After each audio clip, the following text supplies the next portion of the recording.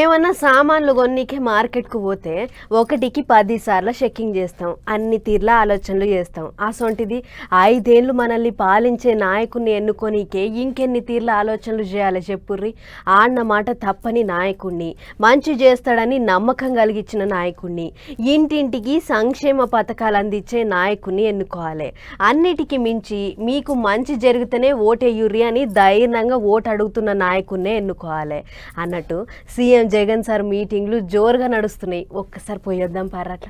చంద్రబాబు నాయుడు గారిని నమ్మడము అనంటే చంద్రముఖిని మళ్ళీ నిద్ర లేపడమే అన్నది ప్రతి ఒక్కరూ కూడా గుర్తెరగమని కోరుతా ఉన్నా. చంద్రముఖిని మళ్ళా నిద్ర లేపితే ఏమవుతుంది? మళ్ళీ ఇంటింటికి లకలక అంటూ మీ రక్తం దాగేందుకు మళ్ళీ వస్తుంది. తలుపులు వేసుకొని లోపటున్న చంద్రముఖిని తాయెత్తులు అన్ని వీకేసి మళ్ళీ ఇంటికి లేపుతారు. ఉన్న కాడు ఉండని రాదురి దాన్ని అన్నట్టు మాట్లాడిండు సీఎం సార్. చంద్రాలను నమ్ముకుంటే చంద్రముఖిని నిద్ర లేపినట్టే లక అనుకుంటూ వచ్చి మళ్ళా నెత్తురు తాగుతుందని చెప్పుకొచ్చిండు సారు. అస్సలు నమ్మొద్దు, వెనక సీరికి ఆగం కావద్దు అని చెప్పిండు. అంతేకాదు ఆ కూటమిని నమ్మారు, వారి మేనిఫెస్టోను నమ్మారు, వారికి ఓటు వేశారు. మరి ఈ చంద్రబాబు నాయుడు గారి మేనిఫెస్టో మాయలు, మేనిఫెస్టో మోసాలు ఎలా ఉంటాయో, ఆ 2014లో ఏం చెప్పాడో, 2014 నుంచి 19 మధ్య ఆయన అధికారంలో ఉండగా ఎంతటి మోసము, ఎంతటి దగా చేశాడో మీరే చూడండి అని చెప్పి సందర్భంగా అడుగుతా ఉన్నా. ఇది గుర్తుందా అక్క? ఇది గుర్తుందా అక్క? అన్న ఇది గుర్తుందా? ఇది 2014లో ఇదే ముగ్గురు కూటమిగా ఏర్పడి ఇదే చంద్రబాబు నాయుడు గారు సంతకం పెట్టి ముఖ్యమైన హామీలు అని అంటూ అంత అన్నాడు ఇంత అన్నాడు, ఆఖరికి అందరిని ఎత్తిన టోపీ పెట్టిండు.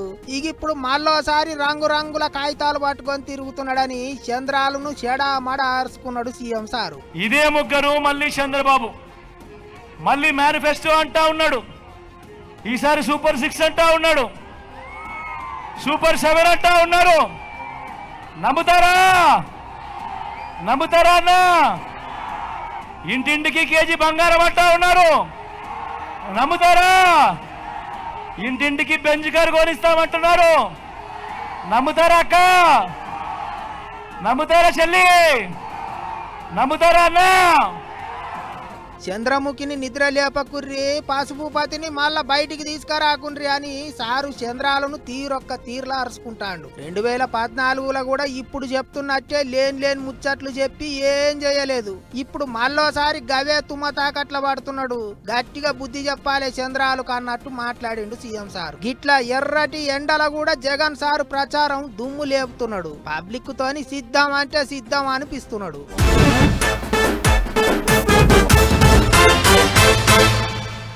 ఈడా ఉంటా ఆడా ఉంటా, ఎక్కడ చూసినా నేనే ఉంటా అన్నట్టు అన్ని దిక్కుల్లా తిరుగుతుండు, మీటింగ్లు పెడుతుండు, ప్రచారాలు చేస్తుండు, లీడర్లతోని నామినేషన్లు వేపిస్తుండు, పట్టపగ్గాలన్నీ మీదేసుకొని అన్ని తానే అయ్యి పార్టీని నడిపించేతందుకు చూస్తుండు రేవంత్ సారు.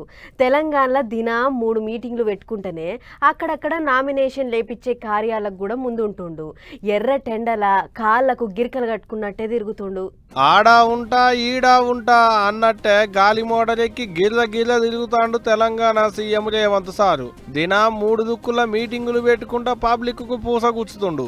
అట్టా శుక్రవారం నాడు పొద్దుగాల గాలి మోడలెక్కి ఉత్తరప్రదేశ్ ఉన్న రాయ్బరేలీకి షెయి పార్టీ పెద్ద leader Rahul Gandhi sir nomination కార్యానికి పోయిండు సీఎం సారు. ఇక ఆడికేంచి పైటీలియార్లకు మళ్ళా గాలి మోడలెక్కి చక్కగా ధర్మపురికి వచ్చిండు. ఇక ఆడబెట్టిన మీటింగ్ లో సెంట్రల్ సర్కారులను పొట్టు అరుచుకున్నాడు. ఈ రోజు రిజర్వేషన్లను రద్దు చేయడం ద్వారా దళితుల గిరిజనుల బలహీన వర్గాల హక్కులను కాలరాయాలని చూస్తుంది. మీరు వేసే ప్రతి ఓటు బీజేపీకి మీ రిజర్వేషన్ల మీద పోటు పడబోతుంది. మీ రిజర్వేషన్లు రద్దు కాబోతున్నాయి మిత్రులారా. ఇది దేశం యొక్క మూలవాసులైన దళితుల గిరిజనుల మీద దాడి. ఈ దాడిని మీ ఓట్ల ద్వారా ముప్పు తెచ్చుకుంటారా మీరు ఆలోచన చెయ్యండి. ఎప్పట్లెక్కనే గాడిద గుడ్డును చేతిలో పెట్టి ఆయన తరీకలు ఆయన గట్టిగానే చాపించిండు. పువ్వు పార్టీ అధికారంలో ఉన్న ఈ 10 ఏళ్లలో తెలంగాణకు గాడిద గుడ్డునే ఇచ్చిల్లన్నట్టే మాట్లాడుకొచ్చిండు సీఎం సారు. సెంట్రల్ సర్కార్ వాళ్ళను పొట్టు ఆడిపోసుకుంటూనే పనిలో పని తెలంగాణలో ఉన్న కారు పార్టీ వాళ్ళను కూడా గట్టిగానే చాపించిండు. ఇక అది కూడా ఎన్నులో పారి బీఆర్ఎస్ చచ్చిన పాము కొన ఊపిరితో ఉంది. దాన్ని ఏంటంటే మీరు మన ఎన్నికల్లో తోక మీద నడుము మీద కొట్టిండ్రు, పడగ మీద కొట్టలేదు. ఈ ఎన్నికల్లో ఒక్క దెబ్బ పడగ మీద కొడితే శాశ్వతంగా ఈ కాలనాగు యొక్క పీడ విరగడవుతుంది. రేపు పార్లమెంట్ ఎన్నికల్లో పడగ మీద దెబ్బ కొట్టాల్సిందిగా మా మిత్రులకు విజ్ఞప్తి చేస్తున్నా. గిట్టొక్కనాడే ధర్మపురి, సిరిసిల్ల, ఉప్పల్ నియోజకవర్గాలలో తిరిగిండు. 3 దుక్కుల పెట్టిన మీటింగులలో ఓ రోజు పువ్వు పార్టీ వాళ్ళను ఇంకో రోజు కారు పార్టీ వాళ్ళను కలిపి మడత పెట్టినట్టే చాపించిండు రేవంత్ రెడ్డి సారు. అంతేకాదు సెంటర్లో ఉన్న పువ్వు పార్టీ వాళ్ళు, రాష్ట్రంలో ఉన్న కారు పార్టీ వాళ్ళు తోడు దొంగలేనట. ఇద్దరు దొంగలు కూడి ఊరు పంచుకున్నట్టే చేసిరన్నట్టే పొట్టు పొల్లు చాపించిండు. గిట్లా ఓట్లు దగ్గర పడుతుంటే ఎండ లేదు, అగడు లేదు. దేశంలో షెయి పార్టీని ఎలుగులు చేసేందుకు కాళ్లకు గిరికలు కట్టుకున్నట్టే తిరుగుతున్నాడు రేవంత్ సారు. మరి చూడాలే, సార్ అయితే గట్టిగానే తిరుగుతుండు కానీ తెలంగాణలో సీట్లే ఎన్ని గెలుస్తారు అనేదిగా.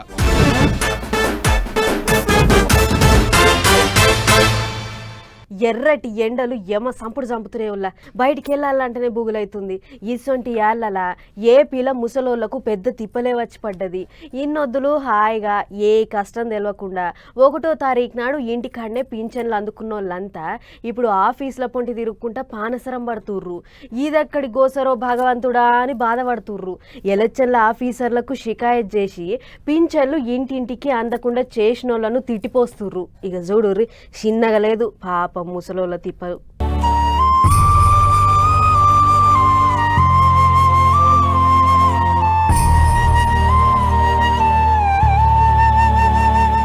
అరెరెరెరే ముసలోళ్ళు దివ్యాంగులకు ఎక్కలేని చెరొచ్చి పడ్డది. ఇప్పుడు నెల కిందటి దాకా సీఎం జగన్ సారు పుణ్యాన 1వ తారీఖు రాగానే కాలు కదిలియకుండా ఇంట్లోకేంచి బయటికి పోయే అవసరం లేకుండా వాలంటీర్లు ఇంటికాడికే పోయి అందరికి పింఛన్లు పంచేటోళ్ళు. ముచ్చటగా 3000 చేతులు పెట్టేటోళ్ళు. కానీ ఇప్పుడు వీళ్ళు పుల్ల పెట్టేటాలకు వాలంటీర్లతోని పింఛన్లు పంచియొద్దని ఎలక్షన్ల సంఘపోళ్ళు ఆర్డర్ వేసిండ్రు. ఇంకేమున్నది, ఇన్నొద్దులు ఇంటికాడికే వచ్చిన పింఛన్లు ఇప్పుడు మళ్ళా ఆఫీసుల కాడ పడిగాపులు కాసి తెచ్చుకునే పరిస్థితి వచ్చింది. పోయిన నెల లెక్కనే ఈసారి కూడా అందరూ ఆఫీసులకు లైన్లు కట్టిర్రు. శుక్రవారం కూడా ఏపీలున్న అన్ని ఊర్లల్లో పబ్లిక్ సచివాలయాల కాడ కూకొని పానసరం పడ్డరు. పొద్దుగాల ఆఫీసులు తెరవక ముందే పోయి కూసున్నారు. ఎండ గాడుపుకు ఉష్షు అనుడే సరిపోయింది. గంటల కమానం కాలు నొయ్యంగా నిలబడుడే అయింది. గోస అంటే గోస కాదు పోయినరి, వాలంటీర్లు ఉంటే మంచిగుండా అన్నట్టు మాట్లాడిర్రు చాలా మంది. ఇక పొద్దుటూరులో ఎమ్మెల్యే రాచమల్లు ముసలోళ్ళ నడమ ఊకొని మంచి చెడార్చుకున్నాడు. దూపగొన్నోళ్లకు మంచి నీళ్లు చల్లబొట్టు తాగిచ్చి చల్లగా చేసిండు. ఇంటికాడికి వచ్చి ఈ నెల ఒక్కరే ఆడిపోయి ఇడిపోయి పొద్దున్నింటి తిరిగి పోతానే ఉన్నాం. పాదం పోతుంది లేకుండా పింఛను ఊరికి ఇంటికి పోయి చచ్చిపోయింది. ఎంత గోస చూడర్రే, 80-90 ఏండ్లుంటాయేమో ముసలమ్మకు. తిరిగి నెరిపడ్డది. కోర్టుకు పోయి కొర్రీలు పెట్టించిండని ముసలోళ్ళంతా చంద్రాలను ఆడిపోసుకుంటున్నారు. పెద్ద మనుషుల మీద పగబట్టినట్టు చేసిండని తిట్టిపోసిండ్రు. ఇన్నొద్దులు హాయిగా ఇంట్లో కూర్చొని పింఛన్లు అందుకున్నారు ముసలోళ్ళు. ఇప్పుడు శాతగాని పానానికి మళ్ళా ఆఫీసుల చుట్టూ తిరిగే తిప్పలు వచ్చింది. ఇదెక్కడి కర్మొచ్చి పడ్డదిరా భగవంతుడా అని గులిగేటోళ్ళు గులిగిండ్రు, తిట్టేటోళ్ళు తిట్టిండ్రు. చెప్పిందే చేస్తాం, చేసేదే చెప్తాం. హామీ ఇచ్చినామంటే అడుగెనకకు వేసేదే లేదు అన్నట్టే సూటి పెట్టుకొని పోతుండు తెలంగాణ సీఎం రేవంత్ సారు. ప్రచారంలో దుమ్ము లేపుతున్నాడు. సెంటర్లో షెయి పార్టీని గెలిపియాలని పడని పార్టీ వాళ్ళు కుత ఉడికేటట్టు ముచ్చట్లు చెప్తున్నాడు. అంతేకాదు పబ్లిక్కు వరాల వర్షం కురిపిస్తున్నాడు అన్నట్టు పార్లమెంట్ ఓట్ల ముంగట తెలంగాణలో షెయి పార్టీ వాళ్ళు వరాల లిస్టు విడుదల చేసిర్రట. ఇక అందులో ఏమేమి ఉన్నాయో ఒకసారి చూసేద్దాం పారి. అటెంక ఏదైతే అదే అయింది కానీ ముందుగాల వరాల జల్లు చల్లాలన్నట్టే చేస్తున్నారు షై పార్టీ వాళ్ళు. ఇంతకు మునుపు ఎమ్మెల్యే ఓట్లప్పుడు 6 గ్యారంటీలు అనుకుంటా పబ్లిక్ కు ముచ్చట్లు చెప్పుకుంటా తెలంగాణలో ఎలుగులయ్యారు. ఇప్పుడు కూడా మల్లోపాలి పార్లమెంటు ఓట్ల ముంగట పబ్లిక్ ను మలుపుకునేందుకు పెద్ద లిస్టే రాసుకొచ్చారు. సెంటర్ల షై పార్టీ ఎలుగులైతే రాష్ట్రానికి ఏమేమి ఇస్తారు అనేది పెద్ద మనుషులంతా కూర్చొని పెద్ద లిస్టునే విడుదల చేశారు.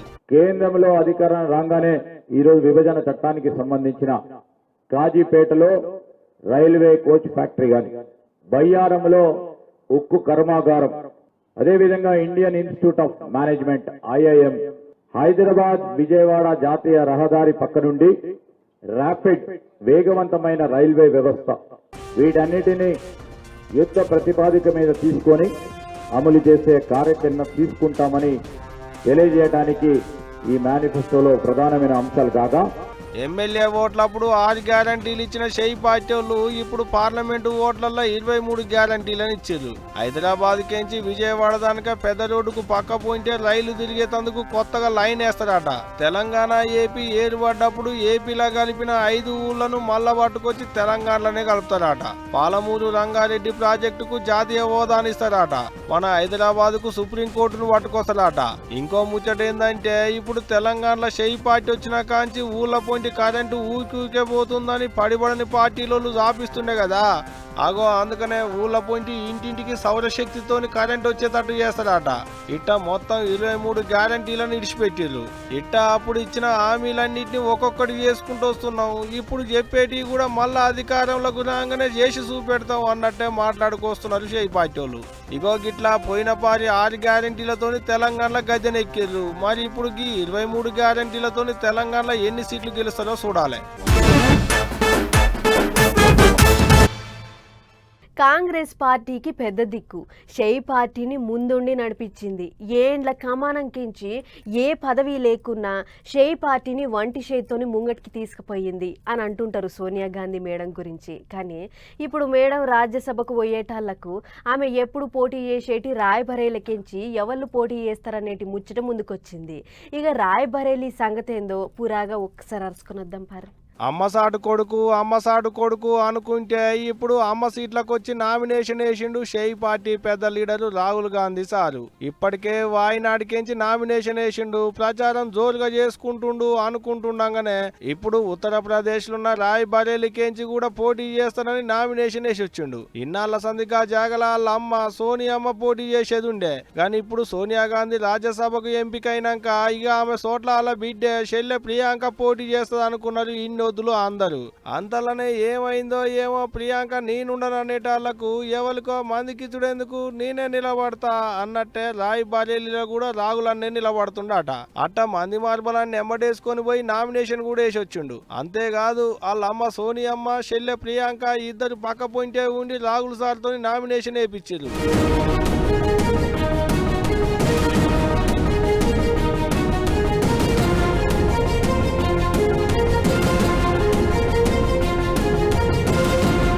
ఇదిట్టుంటే తోల్తకేంచి ఇప్పటిదానకగా రాయ్బరేలీలో గాంధీ ఇంటి పేరున్నోళ్లే గెలిచిరాట. ముందుగాల రాహుల్ గాంధీ వాళ్ళ తాత ఫిరోజ్ గాంధీ, ఆటంక నాయనమ్మ ఇందిరా గాంధీ, మొన్నటిదానక వాళ్ళ అమ్మ సోనియా గాంధీ నిలబడి గెలుచుకుంటూ వస్తున్నారట గా చోట్ల.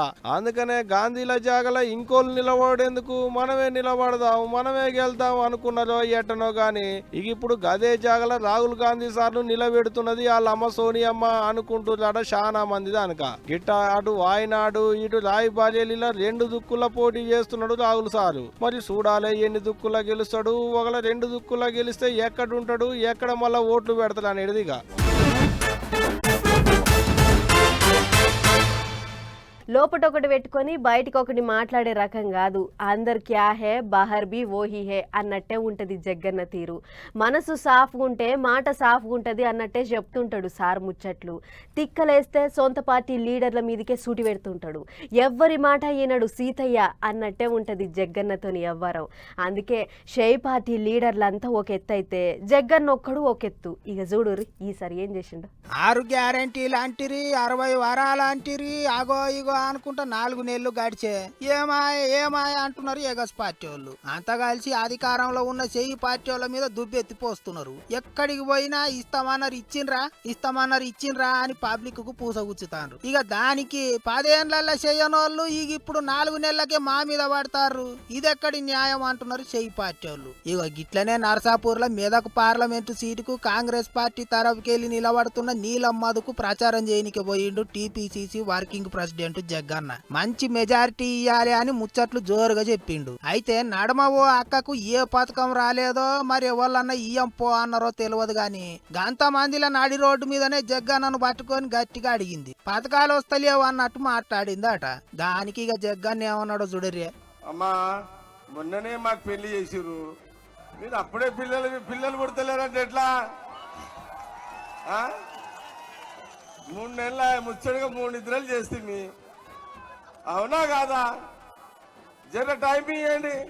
ఏమ్మా అన్నీ వస్తాయి గదా అన్నట్టు లగ్గమై 3 నెలలే అయితాంది, ముచ్చటగా 3 రాత్రులు చేసినాం, అప్పుడే పిల్లలు కాలేదంటే ఇక ఎటు పోవాలి మేము అన్నట్టు మాట్లాడిండు సారు. వస్తాయి అన్ని వస్తాయి పికర్ చేయకుర్రే అన్నట్టు చెప్పుకొచ్చిండు. ఇక సారు ముచ్చట్లకు పబ్లిక్కే కాదు బండి మీద ఉన్న లీడర్లు కూడా నవ్వుకున్నారు. జగ్గన్నతోని ముచ్చట అంటే ఇక మరి గిట్టనే ఉంటది అనుకున్నారట ఇంత మంది. ఏమైతే గాని చూడాలి ఇక నర్సాపూర్ పబ్లిక్ చెయ్యి పార్టీకి ఎన్ని ఓట్లు వేస్తారో ఏం చేస్తారో అనుకుంటారు ఇప్పుడు అందరూ.